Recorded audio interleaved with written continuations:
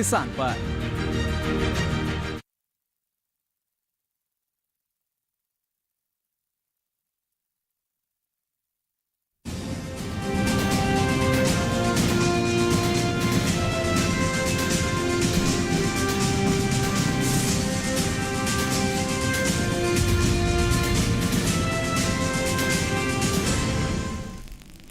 नमस्कार, किसान समाचार में आप सभी का स्वागत है। मैं हूं संतोष चौधरी। तो चलिए सबसे पहले शुरुआत करते हैं हेडलाइंस के साथ। प्रधानमंत्री नरेंद्र मोदी ने अपने मासिक कार्यक्रम मन की बात के जरिए अपने विचार किए साझा। कहा, असम की विश्व प्रसिद्ध हथकरघा पर बुनी गई मूंगा और एरी की पोशाकों में गैंडों की आकृति दिखाई देती है। असम की संस्कृति में जिस गैंडे की इतनी बड़ी महिमा है, उसे भी संकटों का करना पड़ा था सामना। वर्ष 2013 में 37, 2014 में 32 गैंडों को तस्करों ने मार डाला था।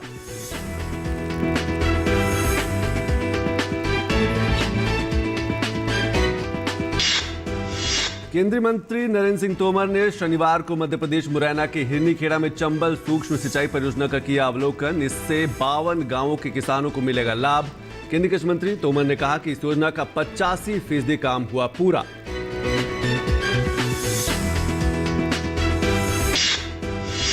हरियाणा सरकार द्वारा निर्धारित न्यूनतम समर्थन मूल्य पर फसल बेचने के लिए रजिस्ट्रेशन करवाना अनिवार्य। मेरी फसल मेरा ब्यौरा पोर्टल पर 31 जनवरी तक किसान करवा सकते हैं फसल का पंजीकरण।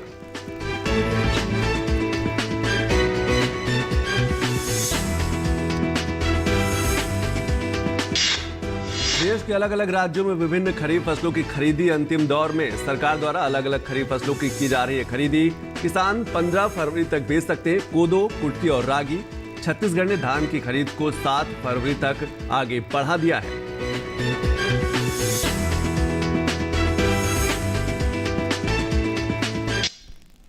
तो चलिए खबरों पर विस्तार से नजर डाल लेते हैं। प्रधानमंत्री नरेंद्र मोदी ने भारतीय संस्कृति के प्रेम और करुणा के मूल्यों का जिक्र किया और बताया कि कैसे इन भारतीय मूल्यों के माध्यम से देश में पर्यावरण के साथ साथ वन्य जीवों का संरक्षण हो रहा है।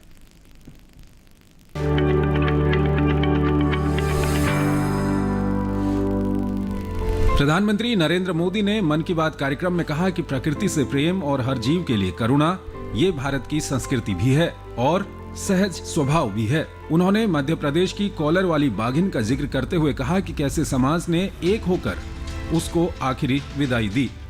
प्रकृति से प्रेम और हर जीव के लिए करुणा ये हमारी संस्कृति भी है और सहज स्वभाव भी है। पूरी दुनिया में प्रकृति और जीवों के लिए हम भारतीयों के इस प्यार की खूब सराहना हुई। कॉलर वाली बाघिन ने जीवन काल में 29 शावकों को जन्म दिया और 25 को पाल पोसकर बड़ा भी बनाया।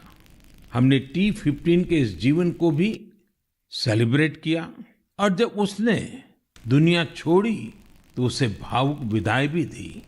यही तो भारत के लोगों की खूबी है।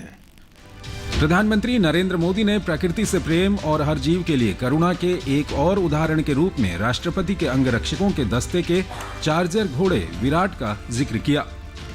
प्रेसिडेंट्स बॉडीगार्ड्स के चार्जर घोड़े विराट ने अपनी आखिरी परेड में हिस्सा लिया। घोड़ा विराट 2003 में राष्ट्रपति भवन आया था और हर बार गणतंत्र दिवस पर कमांडेंट चार्जर के तौर पर परेड को लीड करता था। जब किसी विदेशी राष्ट्राध्यक्ष का राष्ट्रपति भवन में स्वागत होता था तब भी वो अपनी ये भूमिका निभाता था।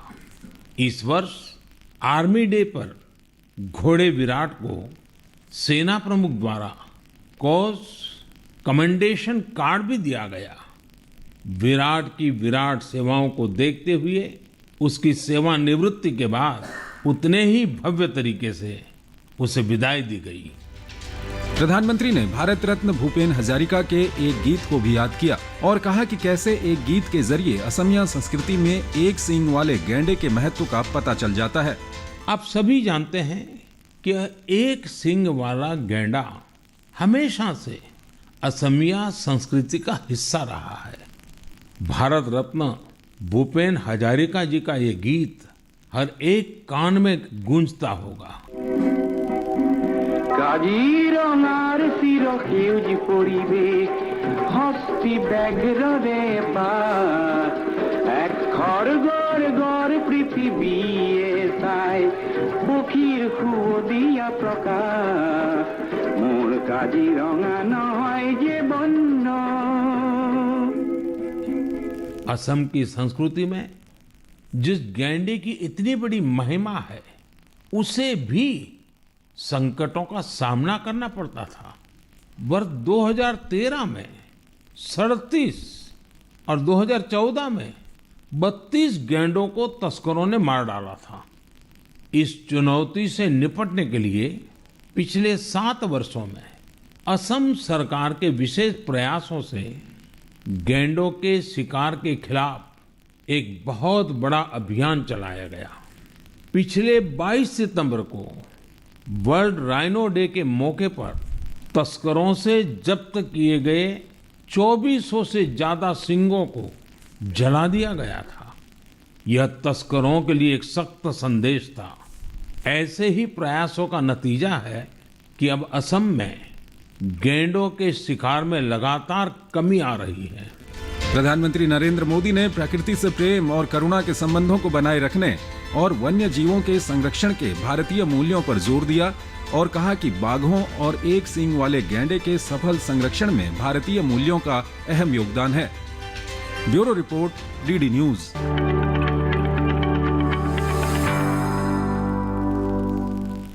और प्रधानमंत्री नरेंद्र मोदी ने मन की बात कार्यक्रम में कहा कि प्रकृति से प्रेम और हर जीव के लिए करुणा ये भारत की संस्कृति भी है और सहज स्वभाव भी है। उन्होंने मध्य प्रदेश की कॉलर वाली बाघिन का जिक्र करते हुए कहा कि कैसे समाज ने खोकर बाघिन को आखिरी विदाई दी।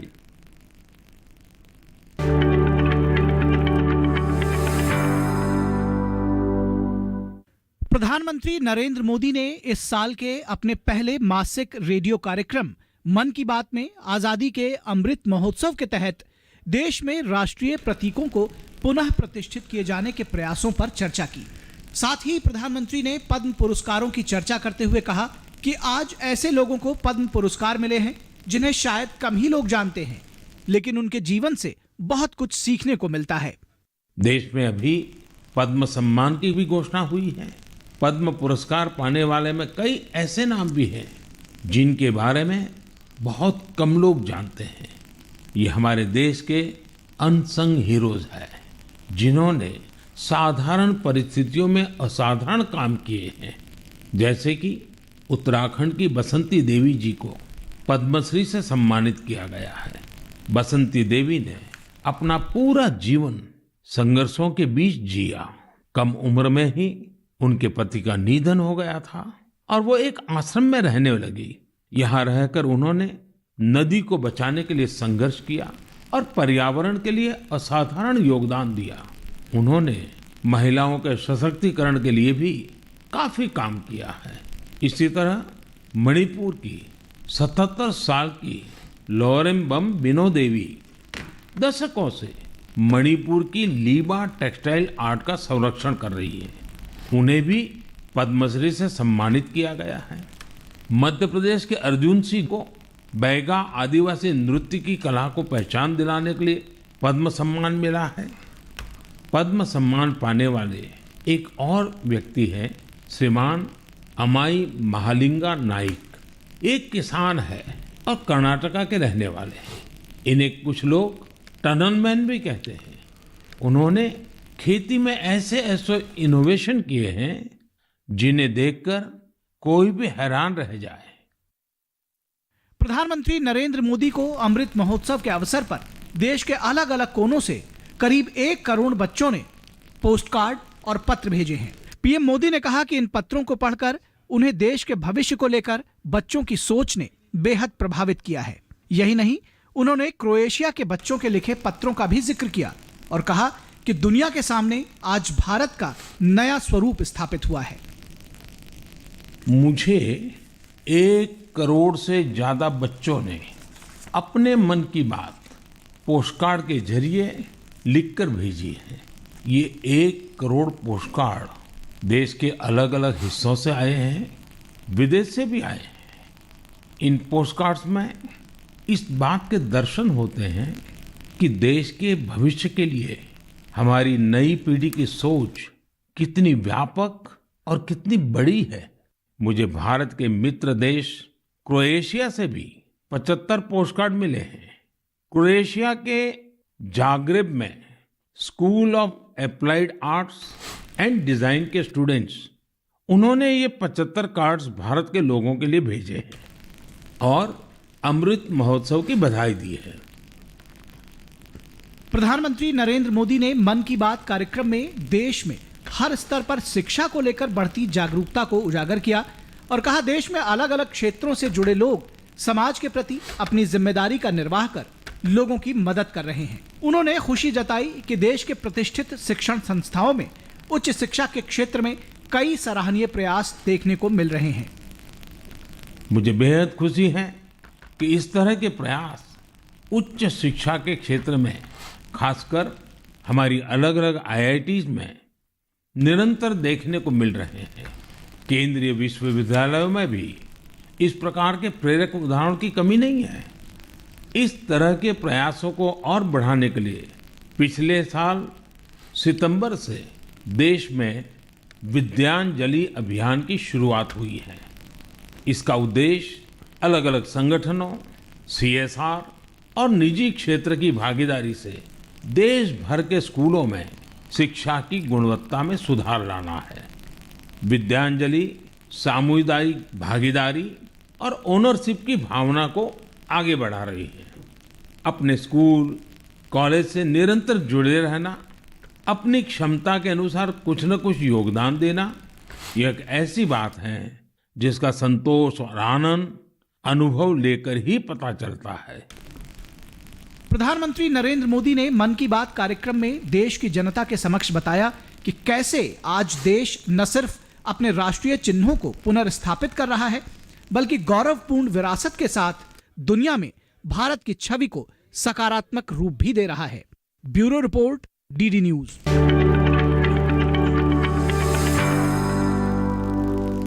और अब बात करेंगे सिंचाई क्षेत्र के विस्तार की। केंद्रीय कृषि मंत्री नरेंद्र सिंह तोमर ने कई कृषि जो सिंचाई परियोजनाएं उनका निरीक्षण किया। उन्होंने कहा कि श्योपुर में मधुरी मुंझरी बांध के लिए कृषि मंत्री नरेंद्र सिंह तोमर ने वो एक स्थान चयनित किया है जहां पर आने वाले दिनों में एक बांध बनाया जाएगा। मुंझरी डैम से बनने से 34 गांव के किसानों की 11,575 हेक्टेयर भूमि को वहां तक पानी पहुंचेगा। लंबे समय से क्षेत्र में मुंझरी बांध बनाए जाने की मांग आसपास स्थानीय जिलों में उठ रही थी, जिसका फायदा आने वाले दिनों में किसानों को मिलेगा और 331 करोड़ रुपए की लागत से मुंझरी बांध बनना प्रस्तावित है। आने वाले कुछ ही दिनों में यह काम शुरू हो जाएगा। मुंझरी बांध बनने से इस क्षेत्र का विकास होगा तथा लोगों की पानी की समस्या दूर होगी, यानी कि पीने की पानी की समस्या भी का निस्तारण होगा। बांध की कुल जल भराव क्षमता जो है वो 56.247 MCM है, जिसमें 4.56 MCM पानी पेयजल के लिए होगा। 153 करोड़ रुपए की दूसरी जो परियोजना है चंबल सूक्ष्म सिंचाई परियोजना, 35 गांव की नहर का उन्होंने अवलोकन किया। इस नहर के निकलने से 52 गांव के लोगों की सिंचाई की सुविधा उपलब्ध होगी और वहां की जो खेती है उसको विस्तार दिया जाएगा। प्रेशर से किसानों को पाइप के माध्यम से पानी उपलब्ध कराया जाएगा, उनके खेतों तक सिंचाई का पानी जो है वो पहुंचाया जाएगा। और हरियाणा सरकार द्वारा निर्धारित न्यूनतम समर्थन मूल्य यानी कि MSP पर फसल बेचने के लिए किसानों को मेरी फसल मेरा ब्यौरा के पोर्टल पर रजिस्ट्रेशन करवाना अनिवार्य है। किसानों को अपनी फसल का पंजीकरण करवाने के लिए सरकार ने 31 जनवरी तक का समय दिया है।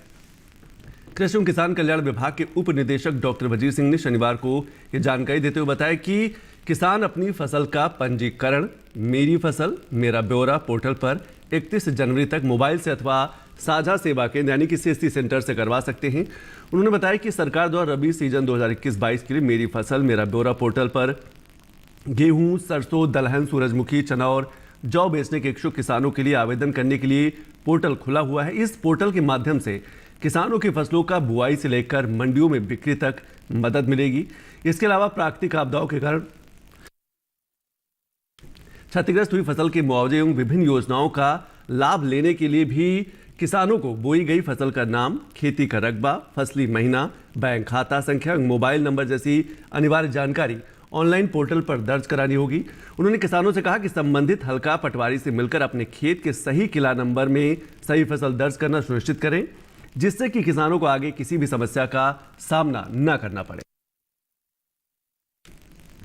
और योजनाएं समय पर हो पूरा ताकि जो कृषि है, जो खेती है, उसको सही समय पर सिंचाई भी मिल सके, उसको फायदा मिल सके, उसके साथ साथ किसानों को इसको फायदा मिलना बेहद ज़रूरी है। झारखंड के कृषि मंत्री ने योजनाओं को समय पर पूरा करने के निर्देश दिए हैं अधिकारियों की कि जो योजनाएं हैं उनको सही समय पर पूरा किया जाए। समय पर पूरा होने से किसानों को उन योजनाओं का सही समय पर लाभ मिल पाएगा और उनकी जो आर्थिक तरक्की है वो सुनिश्चित हो पाएगी। किसानों को कल्याणकारी योजनाओं का लाभ दिलाना ही सरकार की प्राथमिकता है, ये कृषि मंत्री ने कहा। कृषि ऋण माफी योजना में लाभान्वित किसानों के चयन में तेजी लाए ताकि अधिक से अधिक किसानों को ऋण माफी का फायदा दिया जा सके। कृषि मंत्री ने कहा कि सरकार द्वारा चलाई जा रही योजनाओं की जानकारी किसानों तक पहुंचे, ये भी जो अधिकारी है वो सुनिश्चित करे। समीक्षा बैठक में कृषि मंत्री ने कहा कि बीज वितरण का कार्य समय पर सुनिश्चित करें ताकि किसान उसका लाभ ले सके। उन्होंने कहा कि जिन प्रमंडल में जिस बीज की मांग अधिक है उसे ध्यान में रखकर उस स्थान पर, उस क्षेत्र में बीज वितरण का कार्य किया जाए। मंत्री ने यह भी कहा कि राज्य के सभी किसानों का केसीसी कार्ड बनना अनिवार्य है और किसान इस कार्ड का लाभ उठाएं। पलामू प्रमंडल में सभी किसानों का केसीसी कार्ड बनना है और इसे ये भी सुनिश्चित किया जाए। ये अधिकारियों को उन्होंने दिशा निर्देश दिया। किसानों को कल्याणकारी योजनाओं का लाभ दिलाना ही सरकार की प्राथमिकता है। और अब बात करेंगे मध्य प्रदेश की। मध्य प्रदेश के किसानों कल्याण एवं कृषि विकास मंत्री कमल पटेल ने शनिवार को बड़वाह में जैविक खेती कर रहे किसानों को खेतों का भ्रमण भी किया। उन्होंने कहा कि किसानों को धरती के स्वास्थ्य रक्षक की भूमिका निभानी चाहिए। किसान अधिक से अधिक जैविक खेती को अपनाएं। पटेल ने बताया कि लगभग 20 साल से जैविक खेती कर रहे हैं। शांतिलाल पटेल गौवंश के गोबर और वर्मी कंपोस्ट वो तैयार करते हैं।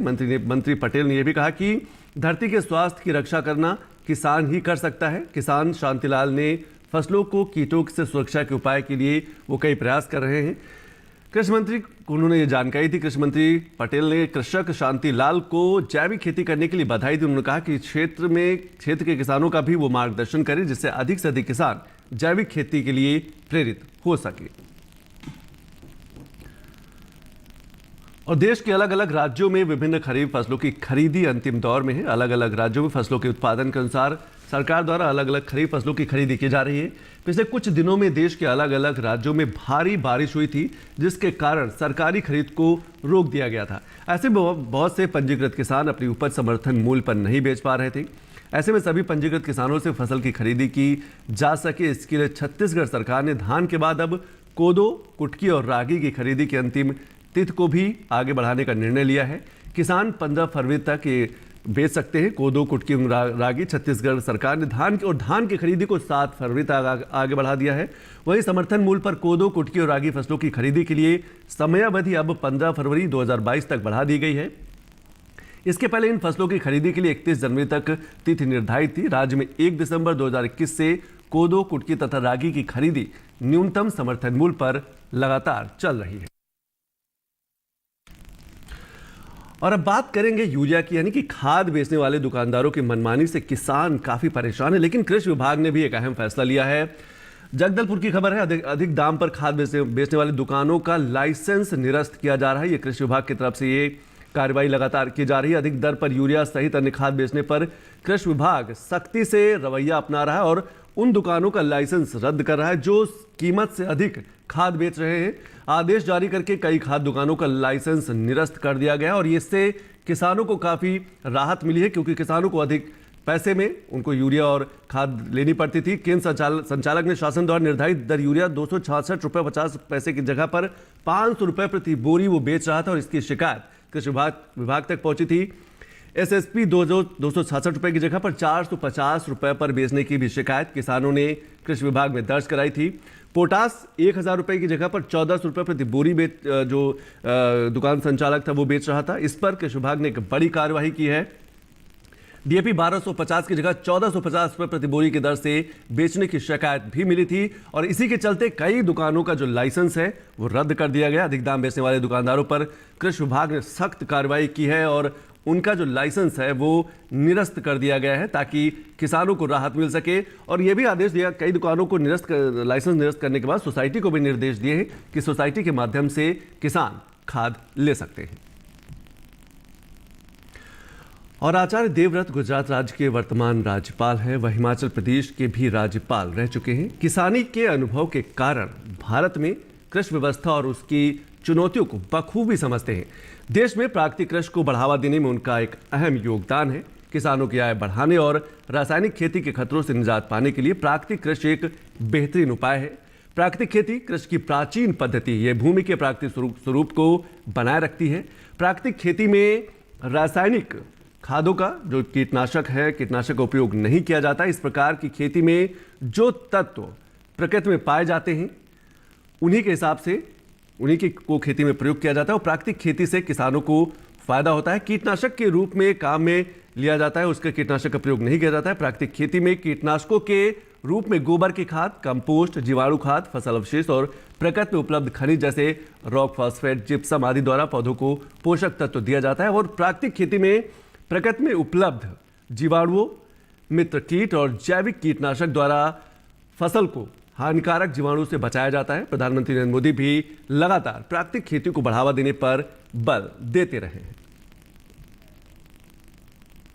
मैं आपसे ये पूछना चाहूंगा कि जो आप तरीका किसानी का बता रहे हैं वो क्या हर जोत के किसान के लिए सही है? क्या ये हर भूगोल और हर मौसम में ये सही रहेगा या फिर भूगोल और मौसम के हिसाब से इसकी पद्धतियां भी बदल सकती है? देखिए, ये एक निश्चित बात है कि हर जगह का वातावरण, क्लाइमेट भिन्न भिन्न होता है।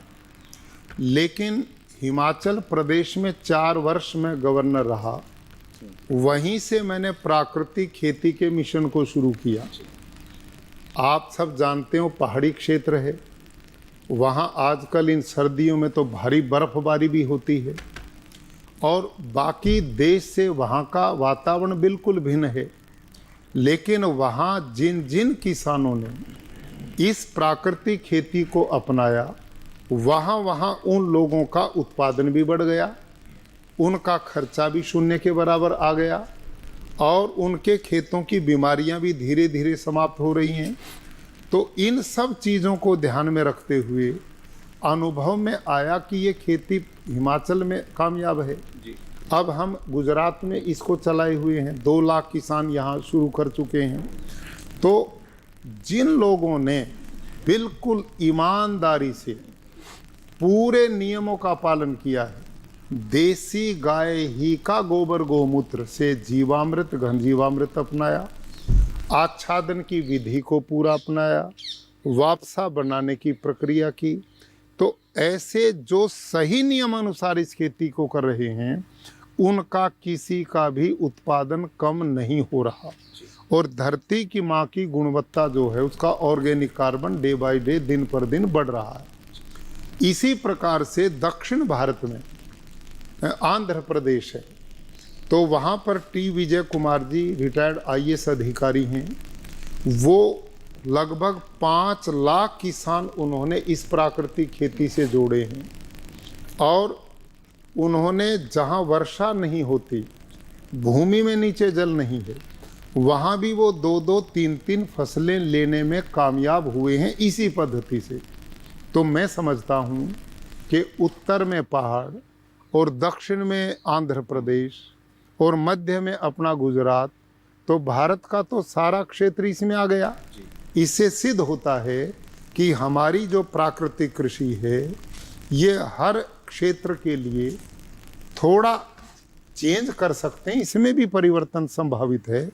तो लेकिन इसके मूल सिद्धांत एक ही हैं, जीवामृत, बीजामृत से बीज को संस्कारित करना बोने से पहले और उसमें घन जीवामृत का प्रयोग करना और उसी के साथ आच्छादन, वापसा निर्माण, ये सब विधियों को यदि अपनाया जाएगा तो ये कृषि किसान की लागत को भी कम कर देगी, उसके उत्पादन को भी कम नहीं होने देगी और जो बहुत बड़ी चुनौती ग्लोबल वार्मिंग की, उससे हम सीधी सफलता से लड़ाई लड़ पाएंगे। तो प्राकृतिक खेती पर गुजरात के राज्यपाल ने काफ़ी बेहतरीन काम किया और ये उनके इंटरव्यू के कुछ अंश हैं। हम समय समय पर आपको इन अंशों को संपादित करके दिखाते रहेंगे ताकि आप भी प्राकृतिक खेती की तरफ प्रेरित हो और अपनी आर्थिक तरक्की को बढ़ा सके। तो किसान जिन खबरों से रहते हैं बेखबर, और इसके लिए आइए देखते हैं खास खबर। राष्ट्रपति रामनाथ कोविंद ने महात्मा गांधी की पुण्यतिथि पर उन्हें राजघाट पर जाकर श्रद्धांजलि दी।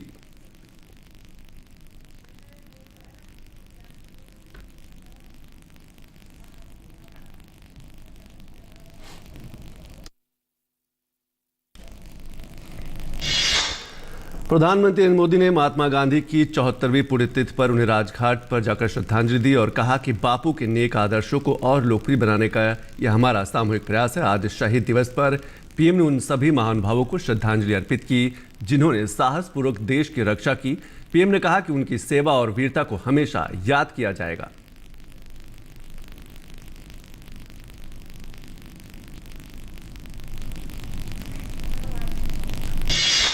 संसद का बजट सत्र सोमवार को दोनों सदनों में राष्ट्रपति के अभिभाषण के साथ शुरू होगा। इसी दिन वर्ष 2021-22 का आर्थिक सर्वेक्षण सदन में रखा जाएगा। वित्त मंत्री निर्मला सीतारमण मंगलवार को केंद्रीय बजट पेश करेंगी। बजट सत्र का पहला चरण अगले महीने की 11 तारीख तक चलेगा। दूसरा चरण 14 मार्च से 8 अप्रैल तक होगा।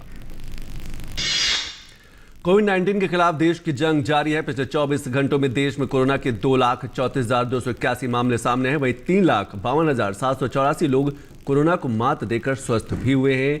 देश में फिलहाल 18,84,937 कुल सक्रिय मामले हैं। वहीं रिकवरी रेट 94.21% है। कोविड-19 के खिलाफ जारी टीकाकरण अभियान के तहत अब तक 165 करोड़ 70 लाख वैक्सीन की डोज दी जा चुकी है। कोविड महामारी के खिलाफ सबसे प्रभावी हथियार के रूप में शुरू किए गए टीकाकरण अभियान के तहत देश में अब तक 165.6 करोड़ से अधिक टीकों की खुराक दी जा चुकी है। देश में कल टीकों की 53 लाख खुराकें दी गई। टीकाकरण अभियान देश में लोगों की कोविड से सुरक्षा के एक महत्वपूर्ण माध्यम है और इसकी उच्च स्तर पर लगातार समीक्षा और निगरानी की जा रही है। जम्मू कश्मीर में पिछले 12 घंटों के भीतर सुरक्षा बलों ने 2 अलग अलग मुठभेड़ों में 5 आतंकियों को ढेर कर दिया। जम्मू कश्मीर पुलिस के मुताबिक बड़गाम के चरार शरीफ इलाके में सुरक्षा बलों ने लश्कर के एक आतंकी को मार गिराया। वहीं पुलवामा के नायरा इलाके में सुरक्षा बलों ने जैश ए मोहम्मद के 4 आतंकियों को मुठभेड़ में ढेर कर दिया है।